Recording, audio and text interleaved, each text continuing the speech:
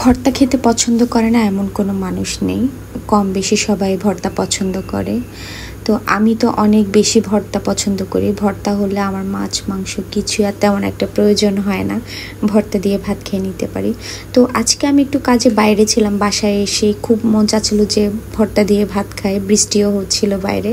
তো কিছু বেগুন আমি ফ্রোজেন করে রেখেছিলাম, হলুদ আর লবণ দিয়ে ভেজে আমি এটা জিপার ব্যাগে করে ফ্রিজে রেখে দিয়েছিলাম। তো আমি বেগুনটা নামিয়ে বরফটা কাটার জন্য রেখে দিলাম।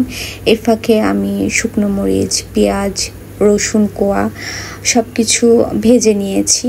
ভেজে নেওয়ার পর আমি একটু লবণ দিয়ে, লবণ বেশি দিব না কারণ আমি যখন বেগুনটা ভেজেছিলাম তখন লবণ দিয়েই ভেজেছিলাম, সেজন্য আমি অল্প একটু লবণ নিলাম, বেশি নিলাম না। তারপর রসুন কোয়াগুলি আস্তে আস্তে ভেঙে নিলাম। রসুনটা আমি ভালোভাবে ভেজেছি, সেজন্য আমার ভাঙতে তেমন একটা কষ্ট হচ্ছে না।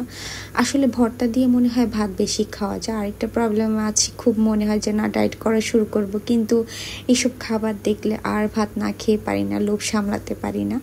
এরপর আমি পেঁয়াজের সাথে বেগুনগুলি ভালোভাবে কচলে মেখে নিলাম। এরপর আমি যেখানে মরিচ আর পেঁয়াজটা ভেজেছি ওই ফ্রাই প্যানে আমি ভর্তাটা দিয়ে ভালোভাবে নেড়ে চেড়ে একটু ভেজে নিচ্ছি। আমি বাড়তি কোনো তেল দেইনি, যেহেতু এটা আগে থেকে তেলে ভাজা ছিল। দেখেন ভর্তাটা দেখেই লোভ লাগছে, মাশাআল্লাহ খেতেও অনেক মজা হয়েছিল।